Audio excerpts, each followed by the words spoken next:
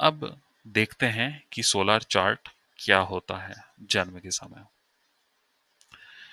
बहुत ही सिंपल है। कोई भी कुंडली अगर आपको देखनी है, खास तौर पे नॉर्थ इंडियन स्टाइल की जो डायमंड चार्ट की कुंडली होती है, उसका लॉजिक बहुत सिंपल है। आप पृथ्वी पे खड़े हैं और आपने अपने सामने पूर्व दिशा को रखा हुआ है। अगर पूर्व दिशा आपके सामने है तो आपके दाएं हाथ या दक्षिण तरफ में दक्षिण की दिशा होगी, साउथ होगा, और बाईं तरफ वाम तरफ आपका नॉर्थ होगा, उत्तर दिशा होगी, और आपके पीठ पे वेस्ट होगा। अगर सुबह का समय है, सूर्योदय का समय है, तो ईस्ट से सूर्य उगते हैं। इसको कहते हैं पहला घर या लग्न। जब भी जिस समय पर भी आप चार्ट बना रहे हैं, ईस्ट की तरफ पहला घर लिया जाता है। अगर आप रात को बना रहे हैं तब भी ईस्ट जो है वो आप ईस्ट फेस करके खड़े होंगे, जो भी राशि वहां पे होगी वो पहले घर में आएगी। तो ईस्ट की तरफ होता है पहला घर। और सूर्य का भ्रमण हम देख लेते हैं। मानिए सुबह 6 बजे आपने देखा, तो सूर्य होंगे पहले घर में ईस्ट की तरफ, और हर 2 घंटे में सूर्य जो है अगले ग्रह में जाते हैं। इस वजह से वो 24 घंटों में 12 घर घूमते हैं। सिंपल सा लॉजिक है। 12 घर हैं, हर घर में 2 घंटे रहते हैं, तो 24 घंटे में वो एक भ्रमण करते हैं। एक दिन जो है 24 घंटे का बनता है। तो सुबह 6 बजे वो हैं ईस्ट में। सुबह 8 बजे के आसपास सूर्य आ जाते हैं 12वें घर में।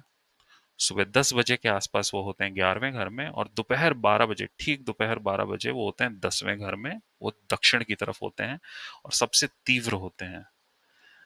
दोपहर का समय होता है और सबसे जो तेज उनकी किरणें आती हैं वो साउथ की तरफ होते हैं। इस वजह से सूर्य को 10वें घर में या साउथ की दिशा में दिग्बली माना गया है। 10वें घर में दिग्बली हो जाते हैं।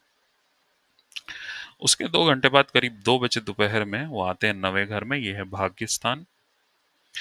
और फिर करीब 4 बजे वो आ जाते हैं 8वें घर में। अब वो तैयारी कर रहे होते हैं डूबने की। और करीब करीब शाम को 6 बजे वो आ जाते हैं पश्चिम की दिशा में। अब देखिएगा, ये सारे जो घर दिखाए गए हैं ये सब लाल में दिखाए गए हैं क्योंकि ये दिन का समय है। सूर्यास्त के बाद रात को 8 बजे के आसपास वो छठे घर में चले जाते हैं। ये रात का समय शुरू हो चुका है। रात को करीब 8 बजे वो आ जाते हैं, 8 से 10 के बीच में वो आ जाते हैं 5वें घर में। रात को 12 बजे मध्य रात्रि में वो होते हैं नॉर्थ डायरेक्शन में, जो कि चौथा घर है। उसके बाद रात को करीब 2 बजे वो आते हैं तीसरे घर में। और रात को 4 बजे के आसपास वो आते हैं दूसरे घर में। और यहाँ से ब्रह्म मुहूर्त शुरू होता है सूर्योदय की तरफ। तो 2 से 1 के बीच में आपका ब्रह्म मुहूर्त आता है। तो ये होते हैं 12 घर और ये डायरेक्शन बेस्ड होते हैं। इसी के हिसाब से और relative to the placement of the earth, मतलब आप पृथ्वी पे खड़े होके आसमान में देख रहे हैं, तो जहां जहां पे जो जो ग्रह दिखेगा, जिस जिस घर में दिखेगा, जिस जिस डायरेक्शन में दिखेगा, जिस जिस नक्षत्र में दिखेगा, आप उसको नोट कर लीजिए, उसका एक मैप बना लीजिए। उसको कहते हैं सोलर चार्ट एट बर्थ। अब देखते हैं कौन कौन से घर हैं और उनके क्या कैरेक्टरिस्टिक्स हैं। एक north Indian diamond style chart देखते हैं। तो आपने एक बॉक्स बनाया। बॉक्स में आपने 2 डायगोनल्स बना दिए, चारों कोनों को जोड़ दिया 2 लकीरों से। उसके बाद इसके जो मिड पॉइंट्स हैं, जो बॉर्डर्स हैं, उसको अगर आप ज्वाइन कर देंगे डायमंड शेप में, रोम्बस शेप में, तो ये बन जाएगा आपका डायमंड चार्ट। इसमें हमेशा जो सबसे ऊपर ईस्ट की तरफ का घर होता है वो होता है पहला घर। उसके बगल में एंटी क्लॉकवाइज अगर आप जाएंगे तो आपको आएगा दूसरा, तीसरा, चौथा, पांचवा, छठा, जो कि रात्रि के घर होते हैं। उसके बाद 7वां, 8वां, 9वां, 10वां, 11वां, 12वां, ये होते हैं दिन के ग्रह, दिन के घर। इस वजह से ये लाल में दिखाए गए हैं। तो पहला, दूसरा, तीसरा, चौथा, पांचवा, छठा, सातवां, आठवां, नवां, 10वां, 11वां और 12वां। ऐसे ये 12 घर बन जाते हैं। अब इसके पीछे भी एक लॉजिक है, अब इसको समझेंगे। ये घर क्या कहलाते हैं, इसके क्या कैरेक्टरिस्टिक्स हैं वो देखते हैं। ये आ गए आपके 12 घर, और सबसे पहले स्टडी करते हैं पहला घर। पहला घर को कहते हैं तनु भाव, दूसरे घर को कहते हैं धन भाव, तीसरे घर को कहते हैं भ्रातृ भाव, चौथे घर को कहते हैं सुख भाव, पांचवा है सुत भाव, छठा है शत्रु भाव, सातवां है जाया भाव, आठवां है रंध्र, नवां है भाग्य, 10वां कर्म भाव, 11वां है लाभ भाव और 12वां है व्यय भाव। इनको भाव कहते हैं या स्थान भी कहते हैं। पहला भाव तनु भाव, ये सिग्निफाई करता है लाइफ फोर्स को, हेल्थ को, फिजिक को, पर्सनालिटी को, एटीट्यूड को, और ये धर्म त्रिकोण का होता है। इसको लग्न भी कहा जाता है। तो किसी भी पर्सन की लाइफ कैसी रहेगी, उसकी पर्सनालिटी कैसी रहेगी, उसका हेल्थ कैसी रहेगी, वो देखा जाता है पहले घर से। ये स्वयं का घर होता है, इसको लग्न भी कहते हैं, और ये ईस्ट का घर होता है। दूसरा घर धन भाव, धन भाव बताता है wealth, possessions, savings, home life, दाई आंख, मुंह और स्पीच, वाणी। तो धन, जैसे कि आप समझ रहे होंगे कि ये धन के बारे में बताता है, और होम लाइफ के बारे में बताता है। कुटुंब स्थान भी कहते हैं उसको, उसको कहते हैं कुटुंब भाव भी कहते हैं। ये त्रिकोण होता है अर्थ, अर्थ कोण होता है। पहला वाला धर्म था, दूसरा वाला अर्थ। तीसरा जो घर होता है ये भ्रातृभाव होता है, और इसको सहोदर भाव भी कहते हैं। तो आपसे छोटे, खास तौर पे जो भाई बहन होते हैं, उनको तीसरे घर से देखा जाता है। तो ये आपके सिबलिंग्स बताते हैं, आपके भाई बहन। कम्युनिकेशन, आप कितना अच्छा कम्युनिकेट कर सकते हैं। शॉर्ट ट्रैवल्स, छोटी यात्राएं। मीटिंग्स, मीटिंग रूम में जब लोग मिलते हैं तो वो मीटिंग्स। क्वारल्स या नेबर्स, कुछ भी अगर झगड़े होते हैं छोटे मोटे, वो भी देखे जाते हैं। और आपके पड़ोसी जो होते हैं उनको भी देखा जाता है तीसरे घर से। यहाँ काम त्रिकोण में आता है ये। उसके बाद आता है चौथा घर, चौथा भाव। यह है मातृभाव, माता का भाव। तो ये दर्शाता है माता, आपका घर या कितनी प्रॉपर्टी है आपके पास, कितना सुख मिलेगा आपको, वाहन सुख। आपका हार्ट भी यहीं से पता चलता है, आप कितने खुश रहेंगे और आपको कितनी सक्सेस मिलेगी, वो आपको चौथे घर से पता चलता है। इसका प्रबल होना काफी हद तक बहुत जरूरी होता है। और ये त्रिकोण आता है मोक्ष त्रिकोण, इसको सुख भाव भी कहा जाता है, मातृभाव, सुख भाव कहा जाता है। तो देखिएगा, पहला घर था धर्म कोण, अर्थ, तीसरा था काम, और चौथा है मोक्ष। और यही चीज अगले दो चरण में भी रिपीट होगी। तो पांचवां घर होगा धर्म, छठा होगा अर्थ, सातवां होगा काम, आठवां होगा मोक्ष। तो पहला, पांचवा, नवा धर्म स्थान होते हैं, धर्म भाव होते हैं। दूसरा, छठा, 10वां आपका अर्थ भाव होते हैं। तीसरा, 7वां और 11वां काम भाव होते हैं। और चौथा, 8वां और 12वां मोक्ष स्थान होते हैं, मोक्ष भाव होते हैं।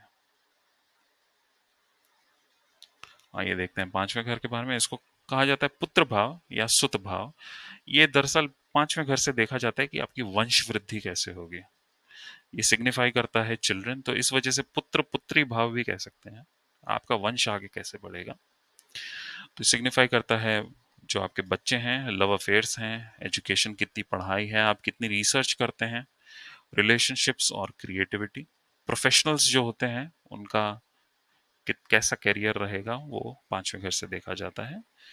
फिर से ये धर्म त्रिकोण में आता है, और इसको सुत भाव भी कहा जाता है, पुत्र भाव, पुत्री भाव या सुत भाव। फिर आता है छठा घर, इसको दुस्थान भी कहते हैं, ये खराब स्थान माना जाता है। क्योंकि इसको शत्रु भाव कहा जाता है या ऋण भाव भी कहा जाता है। तो यहां से पता चलता है कितने शत्रु होंगे, कितना ऋण होगा, कर्जा होगा, कौन सी व्याधियां होंगी, बीमारियां होंगी, इम्प्रिजनमेंट मतलब अगर जेल जाने की संभावना है वो भी छठे घर से देखी जाती है, कितनी सर्विस करनी पड़ेगी, और जॉब को भी छठे घर से देखा जाता है। और ये अर्थ त्रिकोण में आता है। सातवां भाव कलत्र भाव कहते हैं या जाया भाव कहते हैं या पत्नी स्थान या पति स्थान भी कहा जाता है। तो स्पाउस का जो देखा जाता है वो सातवें घर से देखा जाता है। ये पहला घर जो होता है खुद के बारे में होता है, सातवां घर जो होता है आपके जीवन साथी के बारे में होता है। कलत्र भाव में सिग्निफाई करता है रिलेशनशिप, मैरिज, बिजनेस, कॉन्ट्रैक्ट्स और डीलिंग्स। कोई भी बिजनेसमैन होता है उसका बिजनेस कैसा चलेगा सातवें घर से देखते हैं। ये काम त्रिकोण में भी आता है, इसको जाया भाव कहते हैं या कलत्र भाव कहते हैं। आठवां घर रंध्र भाव या आयु भाव। इससे पता चलता है इनहेरिटेंस। इनहेरिटेंस वो होता है जो हमें बड़ों से मिलता है, जायदाद कोई हुई या फिर कोई लॉटरी हुई, वो सब जो है आठवें घर से देखा जाता है। एक्सीडेंट जो होते हैं वो आठवें घर से देखी जाती हैं। ऑकल्ट जो होता है, जो कि आपका रहस्यमयी विद्या होती है, वो भी आठवें घर से देखी जाती है। रीबर्थ पुनर्जन्म जो होता है वो भी आठवें घर से देखा जाता है। क्रॉनिक डिसीज जो बहुत गहरी गंभीर व्याधियां होती हैं वो आठवें घर से पता चलती हैं, और ट्रांसफॉर्मेशन भी आठवें घर से पता चलता है। यहाँ पे शक्ति इतनी ज्यादा होती है कि इसको समझना बहुत जरूरी होता है, लेकिन ये इतना छिपा हुआ भाव है कि आसान नहीं होता इसको समझ पाना। इसी वजह से आठवें घर को दुस्थान भी कहा जाता है। छठे, आठवें और 12वें घर को दुस्थान कहा जाता है। अब आते हैं नवें घर पे। नवा घर जो है धर्म भाव है। ये सिग्निफाई करता है ड्यूटी को, आपका जो धर्म है, आपको जो करना है, आपके लक को, आपके भाग्य को, एजुकेशन, आपकी उच्च शिक्षा कितनी होगी, फॉरेन ट्रैवल, दूर देश में जो ट्रैवल होगा, आपका धर्म कैसा है, रिलीजन, और फादर, आपके पिता के बारे में नवें घर से देखा जाता है। और अब ये धर्म त्रिकोण फिर से आ गया। 10वां घर होता है कर्म भाव या राज्य भाव। ये बताता है कि आप कैसे कर्म करेंगे, आपका प्रोफेशन कैसा होगा, आपको कितना यश कीर्ति मिलेगी। पॉलिटिक्स में जिनका करियर बनता है उनका भी 10वां घर देखा जाता है। गवर्नमेंट फेवर्स, ये गवर्नमेंट का घर भी होता है। तो अगर आपको सरकारी कुछ फायदा मिलने वाला है तो 10वां घर देखा जाता है। अगर ये मजबूत है तो सरकार से फायदे होंगे, अगर ये पीड़ित है तो सरकार से नुकसान होगा, अगर ये सोया हुआ है तो कोई फायदा नहीं हो पाएगा सरकार से। ये अर्थ त्रिकोण में आता है, इसको राज्य भाव भी कहते हैं। अब देख लेते हैं 11वां घर, जो कि है लाभ भाव या आय भाव। तो यहाँ से इनकम आती है। एक चीज नोट कीजिएगा कि 12वें घर में सेविंग होती है और 11वें घर से रेगुलर इनकम आती है। लाभ स्थान दिखाता है वेल्थ को, सोशल नेटवर्किंग को, आपके कितना बढ़िया नेटवर्क है वो यहाँ से पता चलता है। अर्निंग्स, जो आपकी आय आती है। बने बनाए घर अगर कोई खरीदता है तो वो 11वें घर से देखा जाता है कि वो बने बनाए घर कितने खरीद पाएगा या नहीं खरीद पाएगा और कितने खरीद पाएगा। और किसी भी चीज का जो लाभ होता है, कर्म का जो लाभ होता है, वो आपको 11वें घर से मिलता है। ये काम त्रिकोण में आता है, इसको आय भाव भी कहते हैं। और आखिरी स्थान जो है व्यय भाव, इसको मोक्ष भाव भी कहते हैं। चौथा, आठवां और 12वां घर मोक्ष कारक होते हैं इस वजह से। और खास तौर पे जो 12वां घर होता है ये मोक्ष कारक बताता है, इस वजह से ये मोक्ष त्रिकोण में भी आता है, इसको मोक्ष भाव भी कहते हैं। इससे समाप्ति देखी जाती है, स्पिरिचुअलिटी देखी जाती है, हिडन एस्पेक्ट्स ऑफ लाइफ और फॉरेन रेसिडेंस भी देखा जाता है। एक चीज अगर आप समझेंगे तो आप ये देखेंगे कि आपने अपने आप को मजबूत किया, फिर आपने धन कमाया, आपने घर में, कुटुंब में आपने अपना कर्तव्य निभाया, आपने धन संचय किया, उसमें आपके सहोदरों ने आपकी मदद की, आपके भाई बहनों ने आपकी मदद की, और जब ये सब हुआ तब जाके सुख प्राप्ति हुई। तो इसको आप बचपन का टाइम भी कह सकते हैं, जब आप अकेले वो कर रहे हैं। उसके बाद एक एज के बाद आपने बच्चे किए, और बच्चों से जो है वो कमाई आनी शुरू हुई। आपने जो है वो कमाई जो है पांचवें घर से देखी गई। लेकिन जो ऋण होते हैं दुनिया में, चुकाने जो होते हैं, ये व्याधियां जो होती हैं, शत्रु जो होते हैं, उनका भी सामना करना पड़ता है, तो वो छठा घर होता है। इन सब में आपकी मदद करते हैं आपके सहभागी, आपके जीवन साथी, जो कि जाया कहा जाता है या कलत्र कहा जाता है।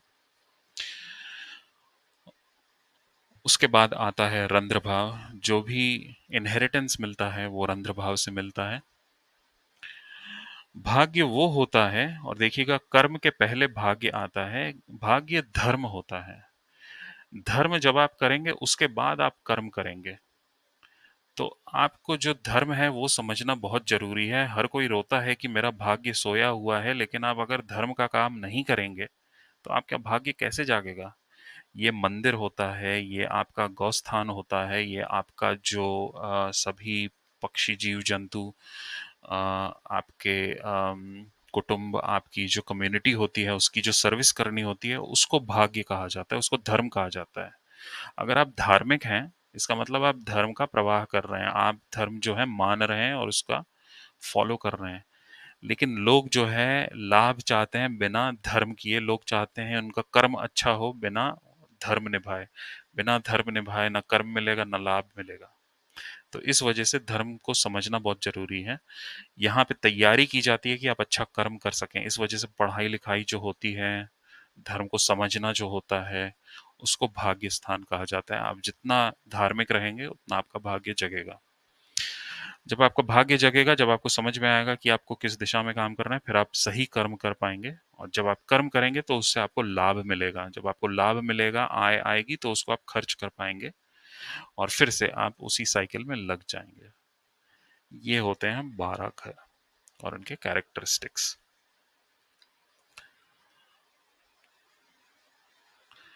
अब देख लेते हैं साउथ इंडियन चार्ट कैसे प्लॉट किया जाता है। इसमें आप देखिएगा 12 घर हैं, और इसमें हमेशा राशि स्थिर रहती है। राशि जो है मेष राशि, वो हमेशा इस घर में रहेगी जहां पे 1 लिखा हुआ है।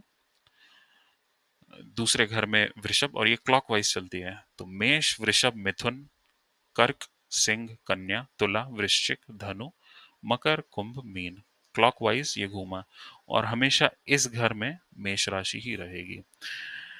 जैसा हमने देखा था, जब आप बर्थ चार्ट प्लॉट करते हैं तो आपको डेट ऑफ बर्थ चाहिए होती है, और टाइम भी चाहिए होता है, और प्लेस भी चाहिए होती है। वहां का मैप कैसा था, फिर मैपिंग की जाती है।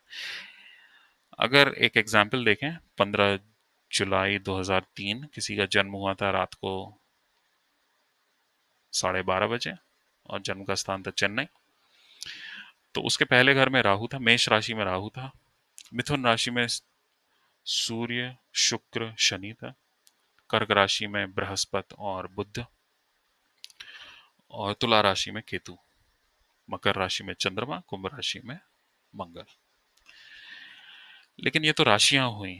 सूर्योदय कहाँ हो रहा था, लग्न क्या था, वो समझने के लिए ईस्ट कहाँ था, उसके लिए एक ऐसी लाइन बनाई जाती है। तो इससे पता चलता है कि तुला राशि जो है वो ईस्ट में थी। तुला राशि जो है वो ईस्ट में थी रात को 12:30 बजे चेन्नई में, इस तारीख को। ऐसे लग्न का पता चलता है। तो ये लग्न स्थान है जो कि ईस्ट का घर है। अगर आप नॉर्थ इंडियन डायमंड चार्ट देखेंगे, ये एंटी क्लॉकवाइज घूमता है,